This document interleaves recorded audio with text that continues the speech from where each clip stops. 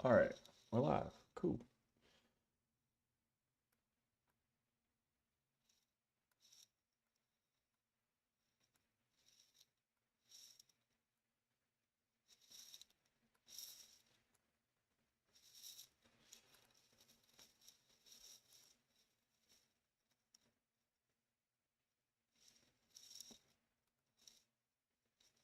Okay. So if you guys see anything and you think it'd be interesting to kind of look at, let me know and we'll dive into it. We may run out of time. Oh, sorry. We may run out of time, but we can always do it. Uh, Here we go.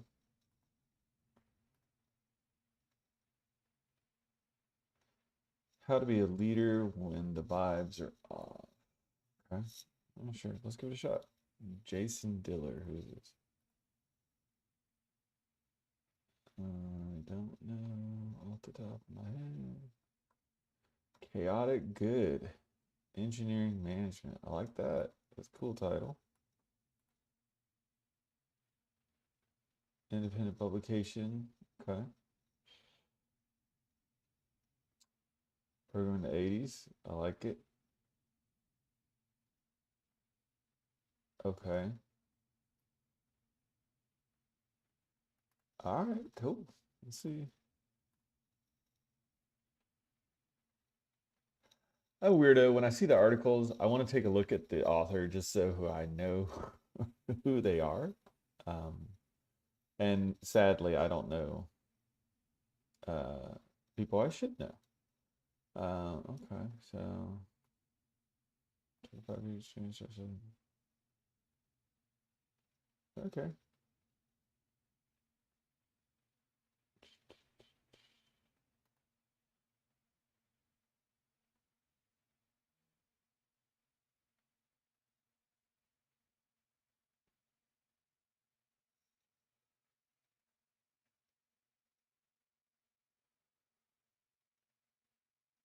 Fresh books. Instructor. All right. Been doing it for a minute. Cool, cool, cool. Let's take a look. What we got? How to be a leader when the vibes are off. And the vibes are definitely off. Okay. A very long era where optimism is carried the industry. Something has curdled. AI hype, return to the office mandates, and continued layoffs have shifted the mood. Managers are quicker to fire. Existential dead has replaced the confidence that a tight job market for developers provided for decades. Vibes are for sure off. What's changed? What follows are generalizations. If your company is escaping some or all of these, I applaud you. I'm sure there are some exceptions. AI has injected some destabilization. True story, very true story. I don't need junior devs when I could just pay $20 for cursor. Well, I mean, I'm sure that's the mentality, but I don't particularly believe that because the fact of the matter is, junior devs become senior devs. Um, and so, but I do see how that is affecting some of the larger businesses that don't necessarily see the benefit of having those junior devs. Has affected everyone. If this turns out to be has an effect on everyone, even if this turns out to be silly down the road, for sure. I see lots of people worried about the aim of all of this and to ultimately have a robot do their entire job. Ooh, that's scary. Whether or not this is possible doesn't mean people aren't going to try. True story. And it's the trying that raises people's anxiety. On top of that, we've also got, quote, AI work slop. Yeah. Work slop, true story, same thing. To contend with as well, which is making work harder for the diligent among us. Mm, yes. And then we got return to work to the office feels like trust has been broken. Ooh, there's that too. Teams that continue to work well, or in some cases better, after everyone in the industry went remote, are now being told to come back to the offices. I don't know about you guys, but I work remote and I have for the better part of my career. And I do more work. When I was in the office, I would go to desks or office and do a lot of chatting. You know, it's, it's just the way it happened. I because I'm at work, I inevitably was, working when I wasn't working. There was just a lot more of office culture, if you will, and less of the actual work getting done. But I don't know. I don't know this whole mandate back to work kind of back to the office kind of thing. I feel like it's I don't know. Maybe don't get me wrong. I thought it was cool for the socialization aspect of it. For the most part, I liked who was in the office. Um, so I mean that part I do miss, but no, I work way better when I'm not like at a desk in an office. I've even heard tales of this happening despite there not being enough office space for everyone, which seems very silly. Also, for the first time in my nearly 30-year career, I've even heard of people being told that they need to be at their desk at 9 a.m., expected to stay until 5 p.m. at a minimum. Even before COVID-19 and the mass move to remote work, most companies were flexible on the start and stop times. True, true, true. I almost never heard of set hours for software developers. Yeah, yeah, yeah, yeah, yeah, yeah. There's always flex. Rules like that scream, we don't trust you unless we can see you. Oh, there we go. Even if that's not really the reason for the mandates. In my opinion, there are benefits to working in the same location as your colleagues, but ham-fisted, poorly thought out mandates are not the way to achieve them. I mean, there is something said to get people together and go to the whiteboard. Like that was always a cool thing, and being able to talk through stuff. So, I mean, there is something to that. Or you're using physical um, index cards to kind of go through stuff. Bouncing ideas off in person. Uh, kind of it hits different.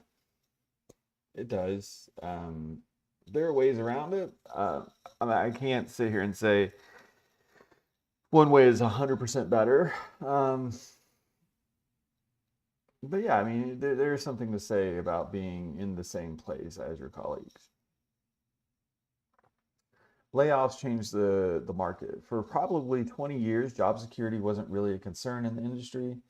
Layoffs happened here and there, and companies folded, but the demand was always strong, and most people capable of writing code or managing people who write code could lose their job. Oof, that's the weirdest part. Like I always thought that these jobs that we have are secure and you'd never have to worry about it. And it's just really weird to see it happening right now. Spend the severance on a nice vacation and return with the confidence that they'd be able to land a new gig in a couple of months, a couple of weeks. Yes, that's always been the thought. Likely at a higher pay. Mhm. With the acknowledgement that this was a privilege not enjoyed by most of the working world, it is no longer true. The size and the scope of layoffs over the last couple of years have injected more anxiety into the tech workforce. I can agree with that. C-suite energy has changed across the board. Execs seem more efficiency focused, uh, fi- financialized. I can't say this word. Financialized and less mission driven. The days of take care of the employee and the employees will take care of your business feel like they're in the rearview mirror, and a new do your job or else mentality has taken place. That sucks. I I don't feel this at where I'm at, but um, that would suck.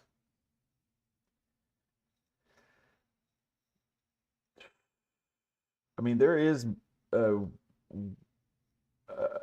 definitely a drive for more efficiency, um, but I don't know about this. You can't change the macro forces that are driving these trends, but you can control how you show up for your team. Wearing the company hat versus a chaotic good leadership. Oh, chaotic good leadership. I don't know about that. I don't know. I don't know. I don't know.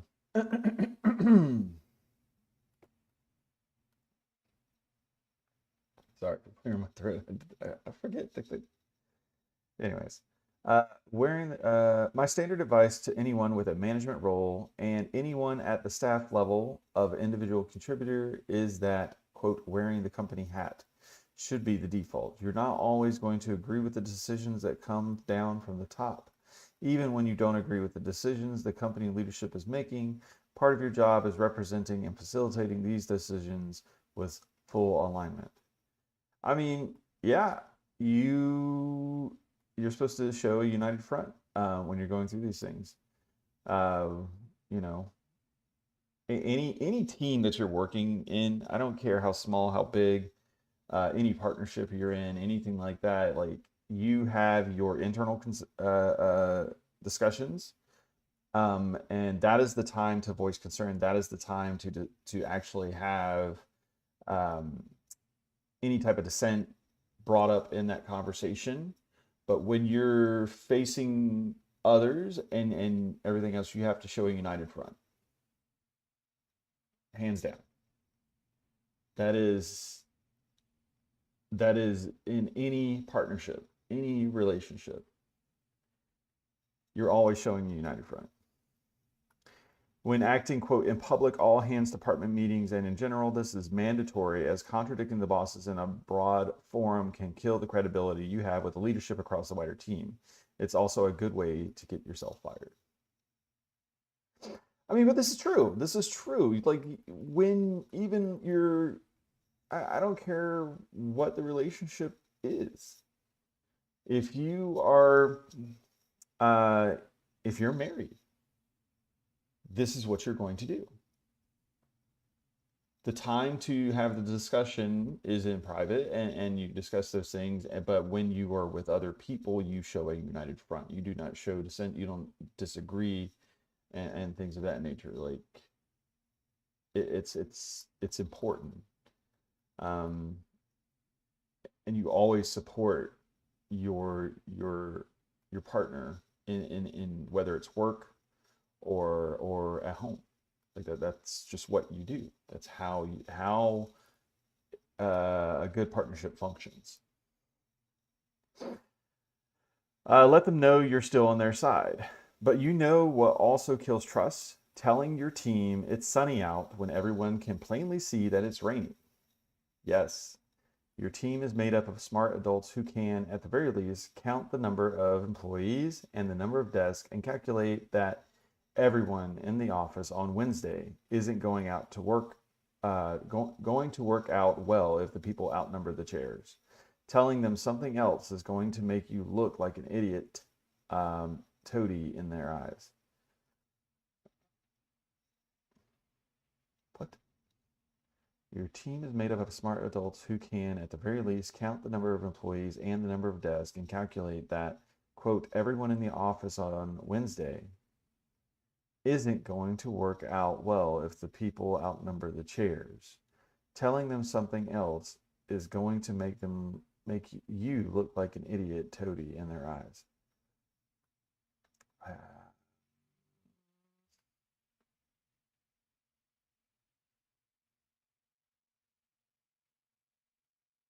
If the people outnumber the chairs, wouldn't that be a good thing? I'm so confused. Okay, I mean, I guess the point of this is to not lie to. Yeah, I mean, I would agree. I wouldn't lie about anything when it comes to the business. They can certainly tell what's going on. The right thing to do in this situation is to acknowledge that you see the situation the same way they do, but do it privately within your immediate team only or in one-on-ones. Yes, this new policy sucks. I get it. It's going to affect me in negative ways too. It's really important that you validate the emotions that all of these aspects are bringing up in people.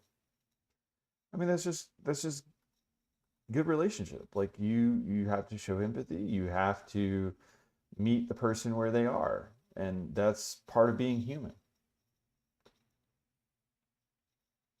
Simple. That's part of being human. You have to acknowledge what's going on. It's just the way it is. Don't pretend you can fix it. I mean, there's some things you can, some things you can't. You can promise to advocate for saner policies when the opportunities arise if your sphere of influence makes that possible, but don't promise to make the problem go away if you can't.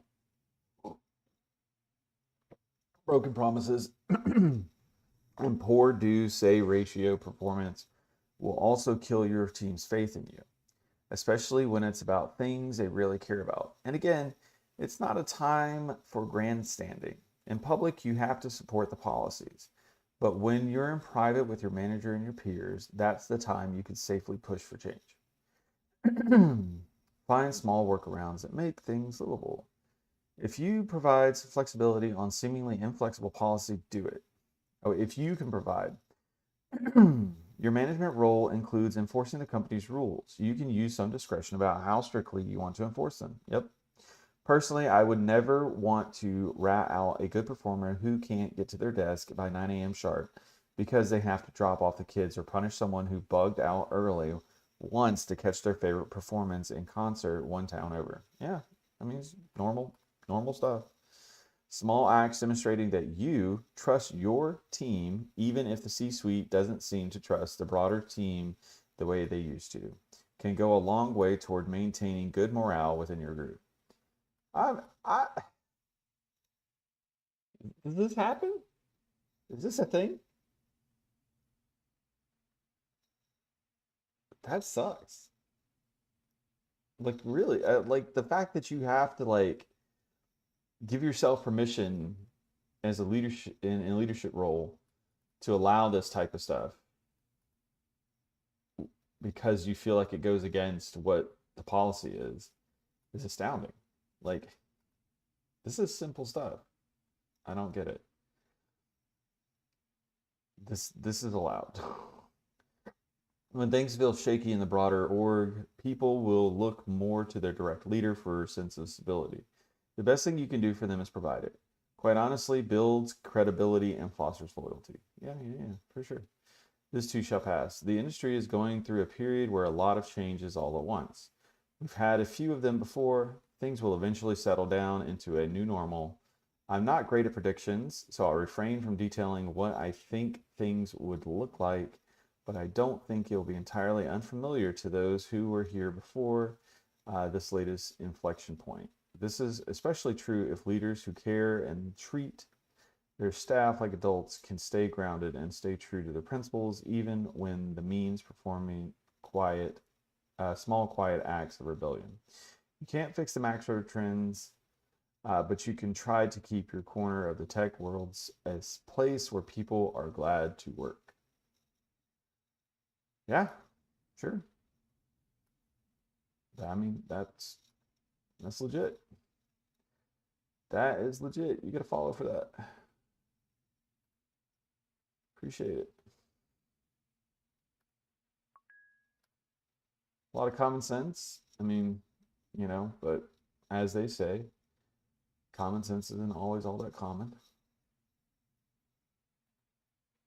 Um, you have discretion, use it.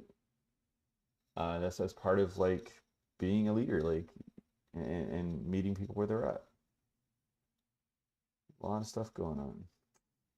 Let's see what else we got. I got time for maybe one more. Oh, oh, here's a short one. So what we got. You are not late. While it would have been amazing to be an entrepreneur during the dot-com boom, right now is the best time to start something new on the internet. Whoa. Okay. Let's see what it is. Let's see what it's about. Oof, the site. What's going on here? I am not familiar with this site. Is anybody familiar with this thing? I don't think I've seen this.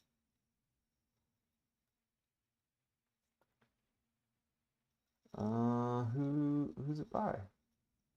Do we have an author? No author. Hmm. I'm sure it's whoever owns the site, right? I feel dumb if it's somebody important, or well, everybody's important, but somebody famous. Uh, I don't know. Let's see what it is because I don't have enough time to go find another one. So we'll see what this is about, and then we'll make a decision later. All right, you are not late. Can you imagine how awesome it would have been to be an entrepreneur in 1985? Hmm. When almost any .com name you wanted was available, all words, short ones, cool ones. Hey, I think I got a pretty cool one. I got my 6 letter one, right? The groundlevel.com, right? Huh? Huh? That's a pretty cool domain. Um, all you had to do was ask for the one that you wanted. It didn't even cost anything to claim. This grand opportunity was true for years. In 1994, a Wired writer noticed that McDonald's.com was all still unclaimed. So, with our encouragement, he registered it and then tried to give it to McDonald's. But their cluelessness about the internet was so hilarious, it became a Wired story. Shortly before that, I noticed that ABC.com, based on the way this is written, I'm pretty sure I'm supposed to know who this is. Was not claimed. So when I gave a consulting presentation to the top floor ABC executives about the future of digital, I told them that they should get their smartest geek down in the basements to register their own domain name. They didn't. Okay, yeah. All right. So in the 80s, businesses were clueless. Internet makes sense. I mean, a lot of people's like, what is this thing? What is it going to be? No one knows. And then it changed. And then it changed. And then everybody was like, everything on the internet. The internet was wide open. What is the from what is the running joke in what was that TV show? I forget. Radio on the internet. um, which was the thing. That was what we did. We did have internet stations on the radio. That's how we got our music before. Everyone was before when we had to download things the old way. We also had streaming radio stations that you could listen to, which are still around. But I felt like it was a much bigger thing, especially when Winamp was around. Um, so the internet was wide open frontier then. It was easy to be the first in category X. Yeah, to be first. Yeah, for sure. Consumers had few expectations and the barriers were extremely low. Start a search engine. Yeah, okay. An online store. Serve up amateur videos. Of course, that was then. Looking back now, it seems as if waves of settlers have since bulldozed and developed every possible venue, leaving only the most difficult and gnarly specs for today's newcomers. 30 years later, the internet feels saturated, bloated, overstuffed with apps, platforms, devices, and more than enough content to demand our attention for the next million years. Yeah, I can relate with that. There's everything. Everything is trying to get your attention. Everything's designed to get your attention.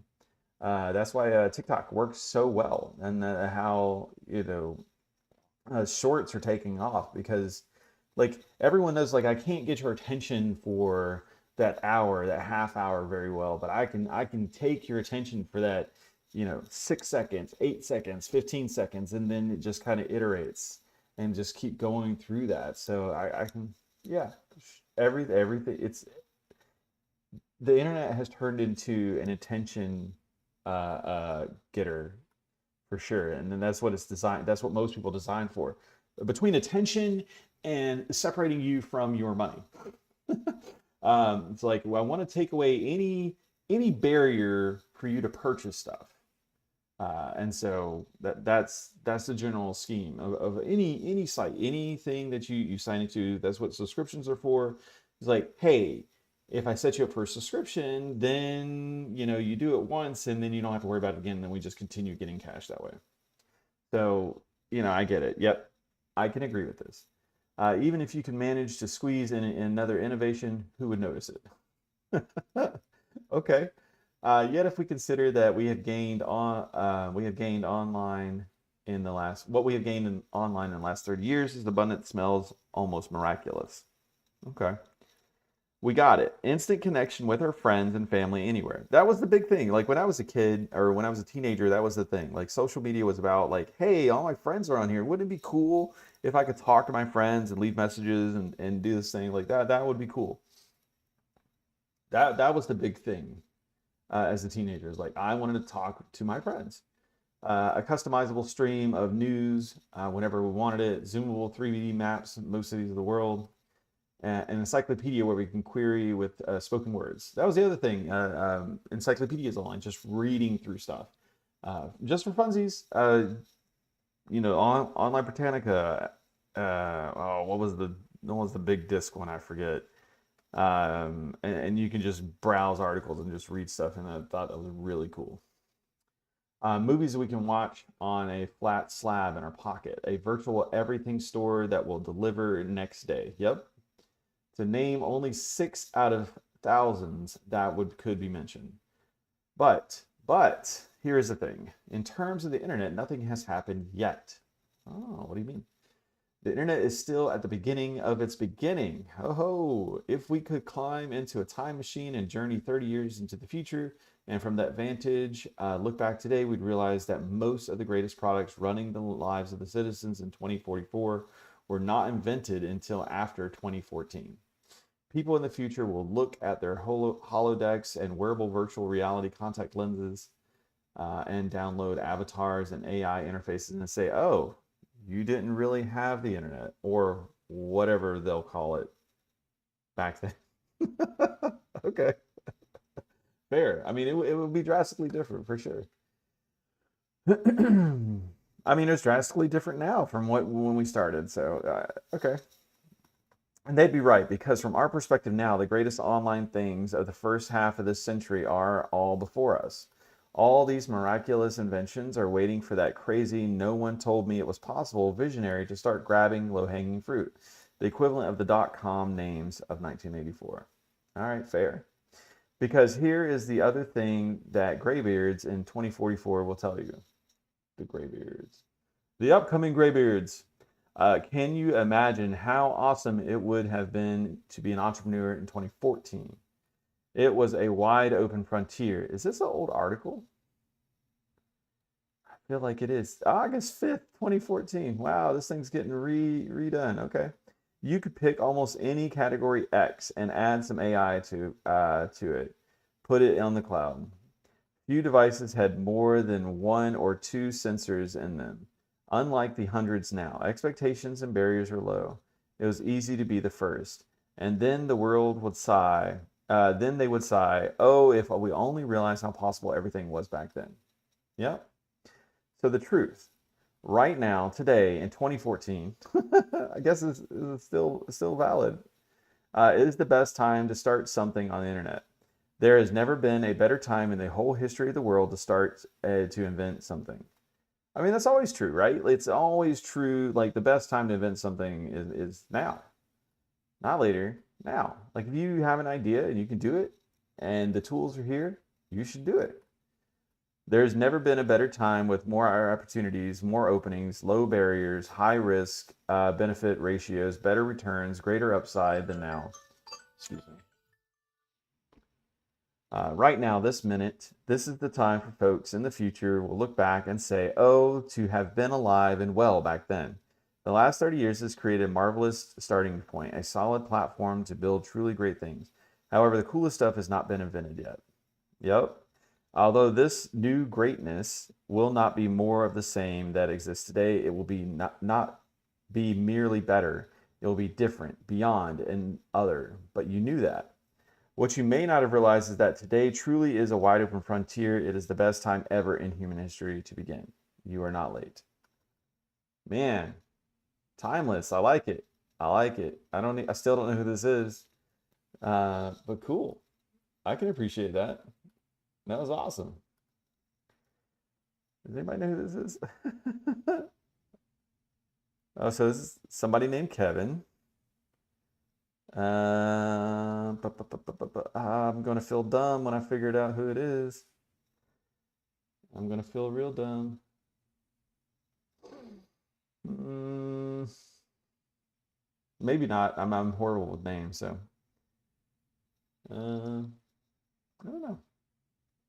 Well, guys, I appreciate you joining me this morning. I don't really have time to do anything else. Got to go wake up the kids.